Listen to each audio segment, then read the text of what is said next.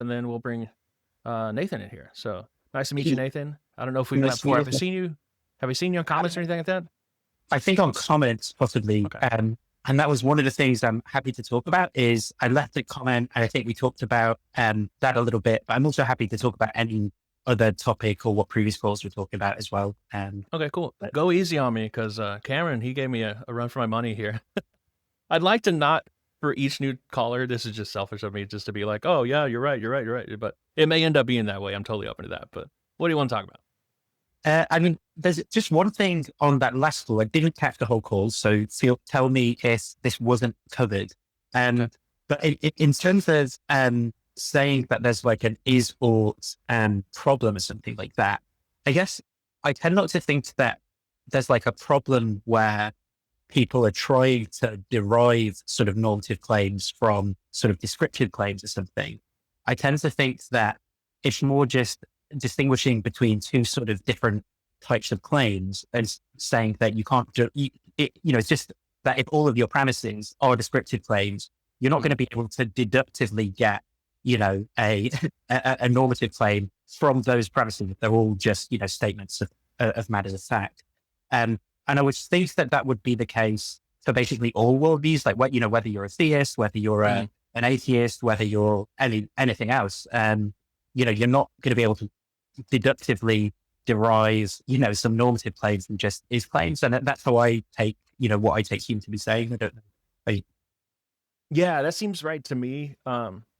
Yeah, I think both of us, both Cameron and I, appreciated the intuitive pull of that, the strength of that claim that you're saying. Like if you have just think about it in a syllogism, if you have a bunch of descriptive claims, you're not going to ever arrive at normative claims and vice versa. Um, yeah, well, it might be vice versa. Like I ought to do murder, I ought not to murder somebody. So it is the case that I ought not to murder. That is a descriptive claim out of a normative claim, but that's like, yeah, yeah. weird. I know what you But mean. Yeah. yeah, yeah. So so from descriptive to normative, yeah, you're just not going to get that leap. So I think both of us agreed with that. Yeah. Yeah, there's a paper. I forget who the guy is. His name's like Pigeon or something, and he uses the example of like hedgehog, non-hedgehog facts. If all your premises are like, not non-hedgehog facts, you're not going to get like a hedgehog fact from it. And it's just rather than it being like anything specific to do with morality that has anything kind of deep or profound to really say about that domain, it's more just a point about like properties of deductive logic generally or something. Mm-hmm. Yeah. So the word incommensurate comes to mind. This idea that you're just not, they're just different. It's a category error. You're just getting one, a kind of a set of facts and then you're getting another set of facts and just like, there's just no really communication between the two. Yeah. Yeah. But Yeah, I've yeah. never And heard of it's, this. Yeah. I don't know if I'd go that far to, I think he's using that for rhetorical reasons. The idea of hedgehog and non-hedgehog is that they're like diametrically opposed, so that one's a negation of the other. I don't think that they're that diametrically opposed as to be negations, but yeah, I get the rhetorical push of it that they're really, really different. Yeah. so the thing I'd like to comment on as well was, and maybe this will jog your memory, was I think there was like a post that you put on TikTok that was, I'm not going to be able to remember exactly what the contents of it was, but it was something to do with the paradox of the stone. And, how there's like this response that, Mm-hmm. um, like what the request is for, he who can do all things to create an object that has properties such that he couldn't do something with respect to it. And so the idea is that there's like an inherent kind of contradiction in the question that's being raised to God to do with his powers. Yeah. And so then the idea is, and it's more intuitive or something that God wouldn't be able to do logically inconsistent things. I guess I don't personally know why I would believe that. Mm. As in the intuition that like I don't share that intuition that God can't do logically contradictory things. And the reason the reason I would give would be something like, for other sort of types of things that we would have issues with other types of being like ourselves being able to do, whether they be physically impossible things or even things we might consider to be metaphysically impossible in some cases. Like, we might say, well, God's able, or even things we might really have a hard time conceiving, like, does it mean to conceive of like reanimating a body in a resurrection or something? We say, well, but God can do these sorts of things. So why, when it comes to sort of like logical possibility, do we say, God can't do those things? And I guess I don't have like a strong reason to think either way. And I don't know, I think you maybe disagree with that. And I thought that could be interesting to explore. Yeah. I think so. I'm following Aquinas on this, and he says it this way. He just says that it's better to put it like what things are possible, not just what's possible for God. So if something is impossible, it's just going to be impossible, full stop. It's not anything extra special that we say it's impossible for God. It's just was impossible to begin with. So God can only do things that are just possible to begin with. If that makes any sense? No, I can see how that would be.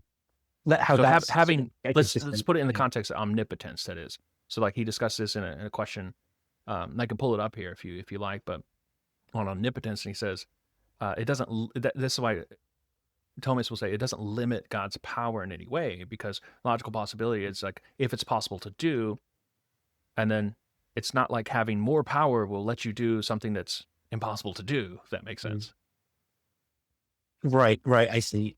I think maybe in my thinking about it, I can't see if I don't already believe that, whatever is logically impossible isn't possible in any sense. I don't see why I would necessarily believe that. So even if, suppose I believed, like whatever is possible, God is going to be able to do it in that same sense of possibility, right? But then in terms of like all senses of possibility, I can't see, for example, there are different mappings or taxonomies people come up with. Like one thing people will sometimes say is that what is logically possible is going to be like a broader category than, say, what is metaphysically possible or something like that. And, but I think another way, I think I can sort of imagine things being different, though I'm not exactly clear on what I'm supposed to be imagining. But, stuff is pretty weird in philosophy, I guess. Yeah. I can imagine metaphysical possibility actually encompassing like a broader set where you'd even have like, logically impossible things existing. It would just be like super kind of weird. Yeah. And if your sense of possibility is like, whatever the broadest sense of possibility is, then, and God exists, then for that view, we would say, well, God can do logically impossible things, you see. And I believe, there are some, this obviously doesn't mean that it's right, but I think there's various sort of people who have thought this. I think like Descartes was someone who thought God could do logically impossible things. Yeah. It was weird. Descartes pushed the bounds on this in the sense of, but I think not, well, let me put it this way. So obviously his whole foundationalistic approach and rationalistic approach, where it's all methodological skepticism. He's, chipping away at things he can know. And he's like, obviously, something like a mirage or something, that's something that I can't rely on because, and then he gets down to, and he even dismisses things like mathematical truths. Like if 2 + 2 = 4, like he's like, well, I could be wrong about that. And I think what he's doing there, and Descartes' a mathematician, so I trust him on this, it's not that not that the certainty is wrong, but it's not that the mathematical truths are not then true. The problem is with my confidence in them. It's like I'm the receiver error, and so if that makes sense. Like I could my ability to doubt them. Sort of thing. Yeah, like I could be wrong about that, because the way that he sets it up is then it's like, well, somebody could be deceiving me. He doesn't say somebody could be making the numbers be different. He's not saying that, and so it does seem that it's not logically possible, or at least you don't have an argument there, you in general, not you particular, to say that, oh, it's logically possible to change mathematical truths. He doesn't say that. He doesn't say that somebody's changing the truth. He's saying that somebody's deceiving me, making it such that I believe that 2 + 2 = 5 or something, if that makes sense. Yeah, that makes sense. I mean, I guess, the reason I'm using Descartes is not because he provides, not because that would be like a good reason to think that this is like a good thing to believe, but maybe just to establish that not everyone has thought of God and theism in exactly the same way. And there are, even to go with people like, Graham Priest is a Buddhist, right? Yeah, arguably his concept of the nothing is very similar to a sort of apophatic conception of God or something. Um, and within that, he's sort of talking in terms of, like through contradictions and things like that, which, okay, it's incredibly weird. I'm not saying it's a particularly normal way of thinking about things at all, but just to say that I don't see why I don't have anything that I'm particularly confident in to sort of constrain what God can do in that way and then like reason out God's action as a result of that. Got you. So it's a procedural question. I think it's like, if we're talking about possibility in terms of conceivability, if I'm getting you right, then like your conceivability, your ability to conceive things is going to be a little bit different than mine, and so on and so on and so on. So then like possibility is just kind of up for grabs. It doesn't seem like these are rigid categories. Am I hearing you right on that? Yeah, something like that. I mean, that definitely, that is one of the concerns. I think there's Yeah. a whole bunch of pretty complicated things that are going to go into what you think the relationship is between like metaphysical possibility, logical possibility, epistemic possibility. Yeah. And personally, I don't have like principles, reasons to really go anyway with, drawing those mappings. Yeah. Yeah, just to I know I'm preaching to the choir with you, but just let everybody know. So there are different forms of possibility. Logical possibility is the most broad.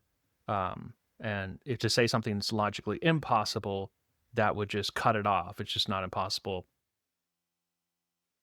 Sorry, looks like we glitched out there for a sec. Yeah, you're back. Hopefully you're still there, Nathan. All right, so are we still on? Okay, good. So I still have you. I hope you still have me.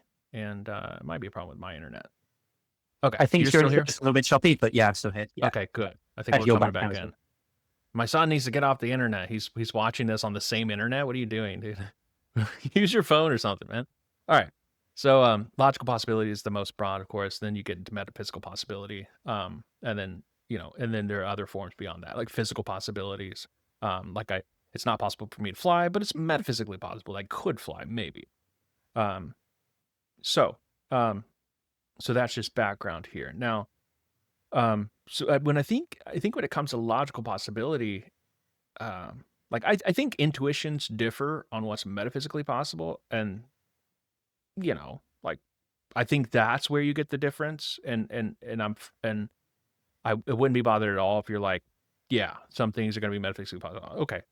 And then logical possibility, though, I don't think that you get that kind of movement, the arbitrariness, because it's just a matter, you just start off with like law of non-contradiction, law of excluded middle, and then move from there. Maybe, so here's a point about where I think that logical possibility can get weird, right? Is, firstly, you've got different systems of logic, and they will say different things. And some, for example, it might not seem, because that is the most common way that logic gets taught, that like bivalent logics are like, right. But there are other logics. And then just a further consideration as well would be when you get into like metalogical proofs and stuff. So those would be like your proofs about your logical systems. Mm-hmm. And you get you get these weird sort of proofs that like the, like the T equals MT sort of problem. The idea being that there are certain, you can prove, and I can't walk you through the proof, unfortunately, but from certain axiomatized systems, there are some statements that will be true, but aren't actually derivable within that system. And so like, if you're thinking of logic in those terms, like how do you then think of like logical possibility, right? Because would you say there's a statement like that is a statement of that formalized system that is true, but not derivable from the axioms of the system? How does that then fit into your kind of like possibility space, right? Of it's weird, I think. And you're right. I'm not. So I have been brought up on bivalent logic. I'm not a fan of this multivalent logic with respect to like true, not true, and in between. That just doesn't make sense to me. This three-valued logic that you find many times over in Eastern systems. So maybe I'm biased in that respect. It's possible, but I don't, I don't know what kind of possible it is, but it's possible, you know. But I think with respect to the systems, and I do remember taking I took like 3 different graduate courses in logic. I don't remember all of it, but like I am familiar a little bit with like proving S5, modal logics, uh, register machines, and took a mathological course along with like mathematic graduate students and so on. Don't remember all of it, but I got that experience of like seeing like, okay, how do the inner workings work? Um, and you do get different systems, S4, S5, and so on. But I think that if you're just thinking with respect to God and what's logically possible, I don't even think you have to go that complex, to be honest with you, unless you're you're trying to compare it and contrast with bivalent logic with multivalent logic. I think that would be the only comparison, because you're saying that God can both lift a stone and not lift a stone. I guess multivalent logic would just say, yeah, it can't. Yeah, that's possible. Like, but that seems so absurd to me that I don't know what to say in response to anybody who rejects that. Like, we're at such an impasse. I just like, okay, we'll start somewhere else, I guess. Well, this is kind of the point, right? Is like, and actually, I have a very practical question then as a result of this that will be interesting to ask Jasper. But just this is kind of where I'm coming from. It's like, you know, if you reach a certain point with all of the stuff that's out there in philosophy, and then, you know, you're trying to reason about these like grand theories of everything, like atheism versus atheism stuff. You know, there's so much on the table in so many different ways that you can divide things up that, you know, to for example, choose classical logic as this firm starting point of foundation, it almost seems rather arbitrary, or like cooking the books or something, as opposed to going, why go with that as opposed to some of the system? You know, they're both on an equal playing field in terms of what they can do. It would only be, I mean, if you had some particular things you were trying to do, you might be able to say, well, this one's better for doing that than this one. Right. If you said the thing you're trying to do is prove God's existence, that would always be begging the question, right? Either way, if you choose the one that gets you to the conclusion you wanted to get you to, or stops you getting to that conclusion. And so, yeah, I guess I have these problems when it comes to, to thinking about theism versus atheism or naturalism or whatever in this kind of way, because I just don't even know how to make principled choices about, you know, where the boundaries even are on these things. Yeah. So yeah, this is a practical question, and having done a lot of this, yeah. So I think a couple of things here. So I think it does bottom out eventually into like, once you get very basic, like what system of logic, classical logic or multivalent. I think at that point it's just certain things are just going to be self-evident. And like me, modus ponens, if P then Q, P therefore Q, like that's self-evident. You cannot demonstrate the truth of modus ponens without assuming the truth of modus ponens. You know what I mean? Like, so it has to be self-evident, you know? Otherwise it's circular. So at some point it's going to bottom out in something, with any system. So I agree with you that, look, I'm definitely not making a case for like global skepticism or something like that. Of course, yeah. No, I wouldn't either. Just to say, I agree with you, like in the sense that you're going to have to take something for granted, or you're just not going to be able to like meaningfully even discuss the problems, or you know, like you're absolutely right. Fixed in place, right? Yeah, I agree. Yeah, you're absolutely right. And so I think I'm past this point of worrying about this. Because I did used to worry about this, and I'll say where I am now. So like, I used to be sort of this like grab bag, you know, some people call it, with respect to metaphysics and ontology, they call it like a lunchbox or lunch pail ontology or something along those lines. But it's like, grab what you can, try to fit it into a system so that it's not mutually contradictory and so it's coherent and so on. And just put in whatever you want, but it's not systematized. Like these modern thinkers, like they were systems. They were big systems that they built. Spinoza, Leibniz, Descartes, and so on. You don't see that nowadays. You just kind of see piecemeal things that people add in and subtract and so on and so on. So that's kind of like where we are in the history of philosophy. It's like, I will select this, I won't select that, and so on and so on. I hate that approach. I really do, because it's so frustrating, and I think it's wrong. And it also, I'm that's the way I was educated. But even in like my graduate metaphysics course, this is the way I was educated. The guy was like, "Yeah, this is lunchbuck ontology. I don't care. Like, I'm going to accept this because certain things are right, certain things are other, and some people just don't have the wrong. They just have the wrong system." So, but now to the point of like, now I'm a Catholic. I'm converted, and I'm a Thomist. And I'm like, okay, somebody who's smarter than me figured this out, and beautiful system, big, beautiful system, right? Not to actually, it's funny. Hold on, you guys appreciate this. I think it's yes.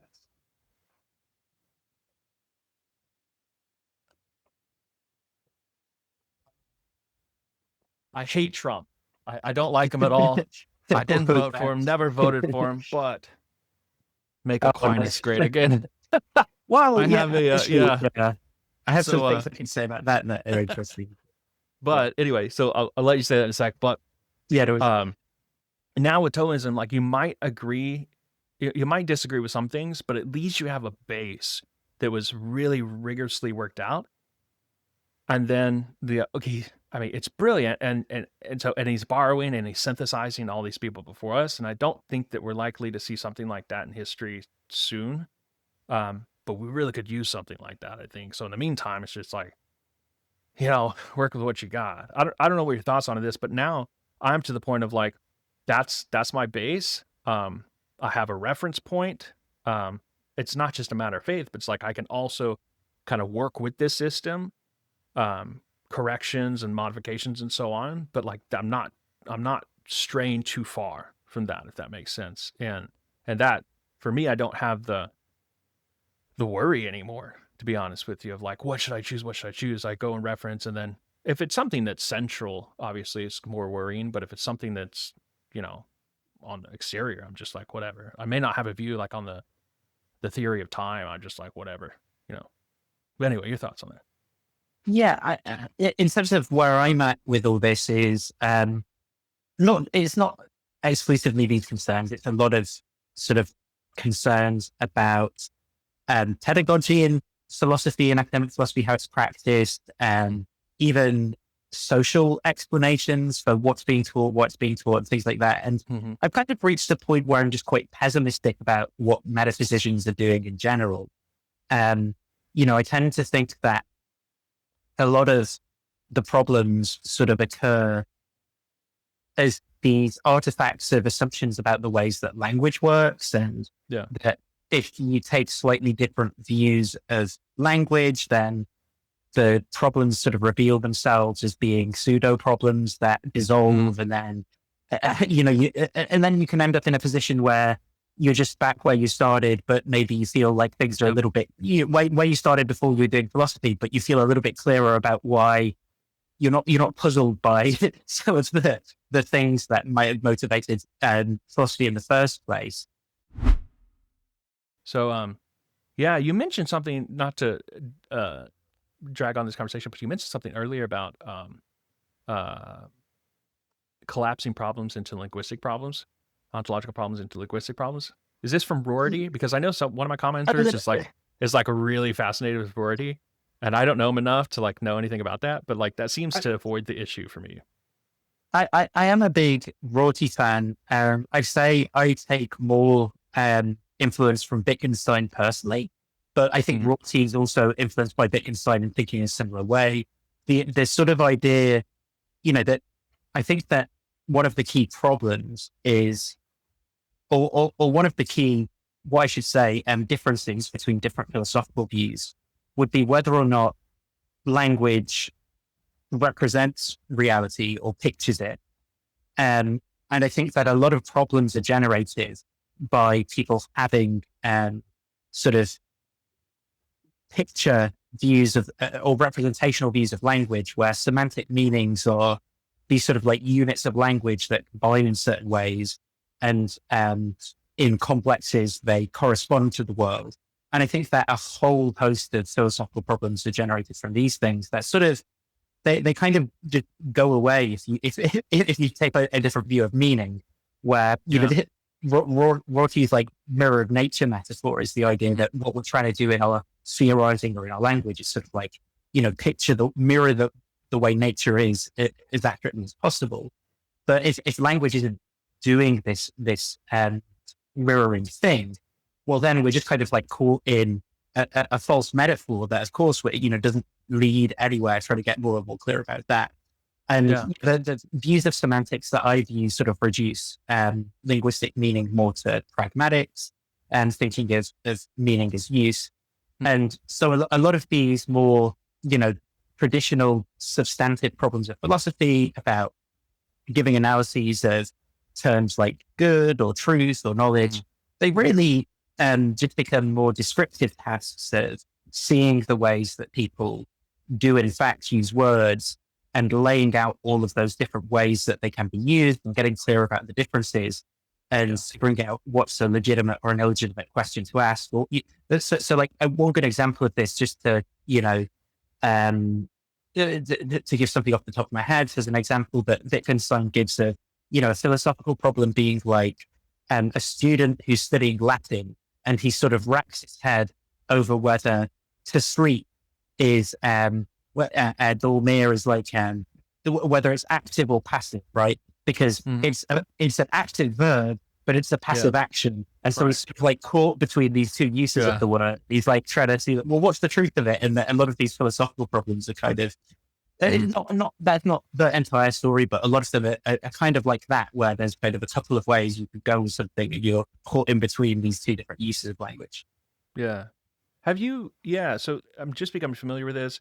My philosophy language background, I really dig it, but I don't know, I know Wittgenstein, I heard of Rorty, only read descriptions of his work, haven't read it deeply.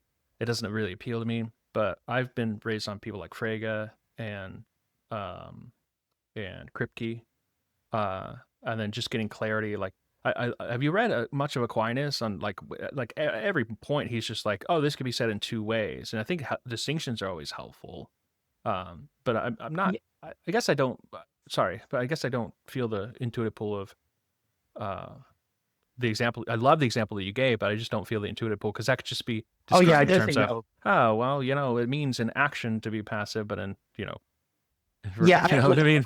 Lexically, it means passive or active or something. Yeah.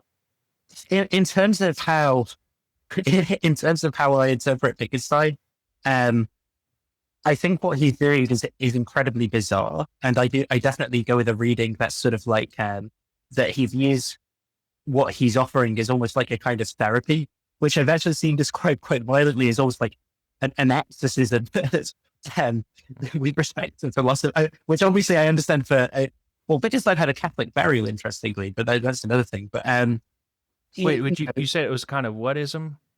An exorcism, but not in a theological sense. I think he means that as like an evocative metaphor. But the idea that people have become people with these philosophical problems have become so sort of like inculcated with these ways of thinking that they need to be led through a series of exercises, through sort of like you're figuring their way out, leading the fly out of the bottle being the medicine. And I do think something like that is right, but I wonder what their aim is. Because I wonder what their aim is, what their target is, because I can see the appeal of applying this from their perspective to apply it to the language used to morality, and then you get something like emotivism or something. But and then of course, like if you want to apply it to theories of truth, you get something like pragmatism or constructivism or something. But other than that, I'm not sure what the appeal of it. I mean, just generally with pragmatism and so on.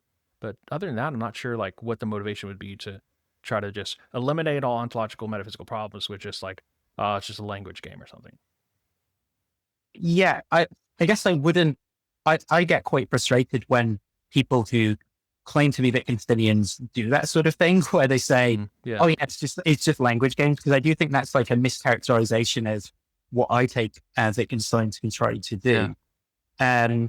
And I do think it's relatively sort of like hand wavy and very informative, whatever. Because I think meaning is use, but it's not only use. I think meaning is maybe largely use or sometimes use, and I'm totally okay with that thesis. But like to say that it's only use, that's where I'm going to break with you. Are you familiar with the study there's multiple studies, but the one that's most well known is the Bubba-Kiki effect. Yeah, I Yeah, have. Yeah. like it's like universal Booba. I'll put it in the chat. Bubba-Kiki. Actually, Yeah. I'll just put the thing. But yeah, that seems to be something um, that's yeah, I'll put it there. That's repeatable and it's Yeah. universalizable. It's a notice universally, and so that's why I would like pump the brakes and be like, it's not entirely use, but I can Just see the to, appeal of language just changing to, with use. Yeah.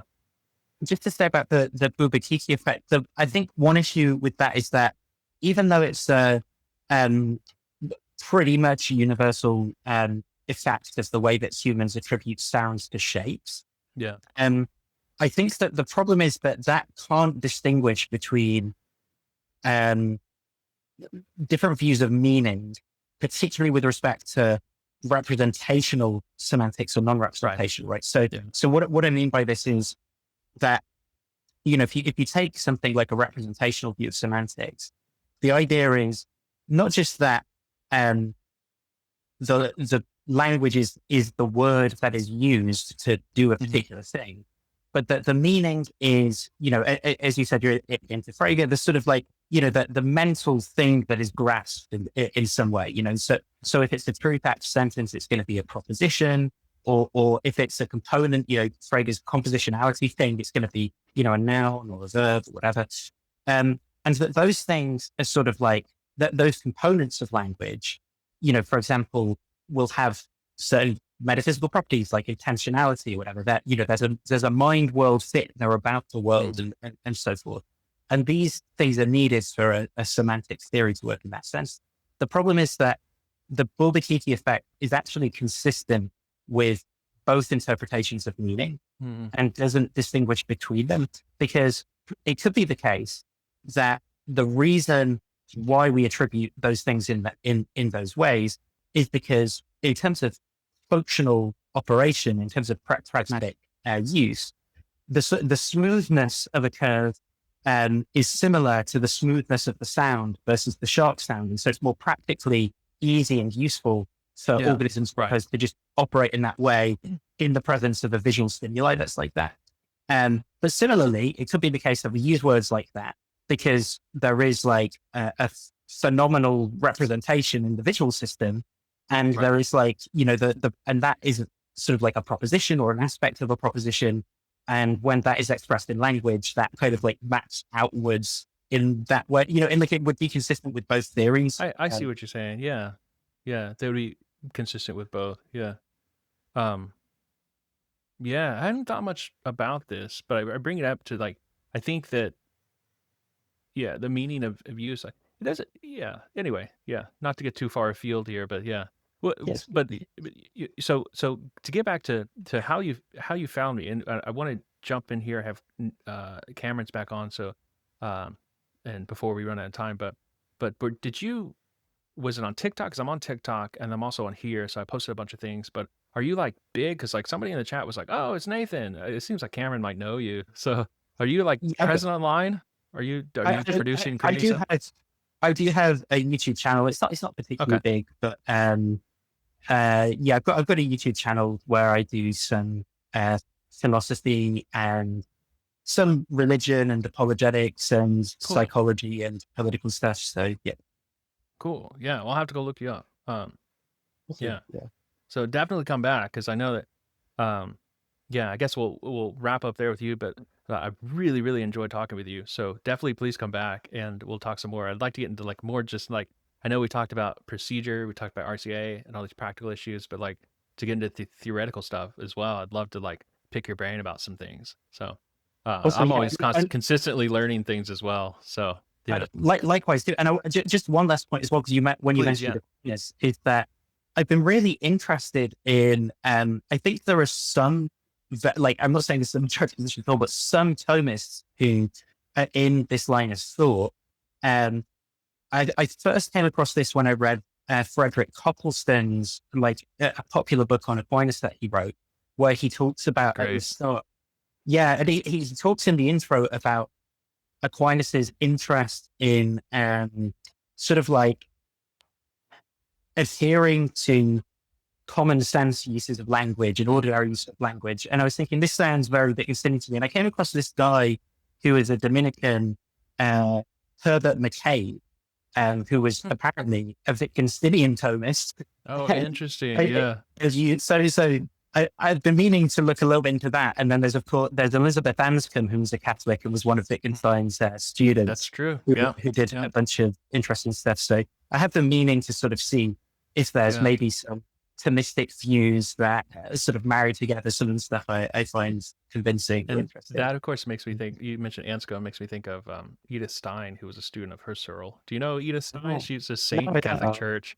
She's a saint in Ah, Catholic okay. Church. She was killed at Auschwitz because she was Jewish, but she converted, and now she's like considered one of the patron saints of all of Europe, which is pretty amazing. But yeah, she was a student of Husserl.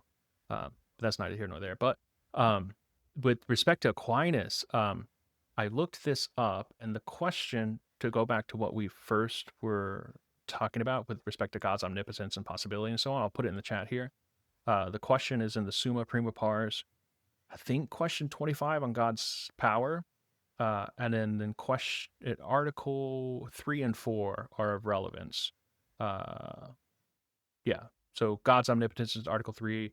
Article 4 is, can God bring it about that past things have never existed? So you get with respect to metaphysical impossibility there. And then logical impossibility with respect to Article 3 on God's omnipotence. So there, and he distinguishes, to your point about language and distinctions and so on, he distinguishes in the body. He says, in the first sense, possible is said with respect to this.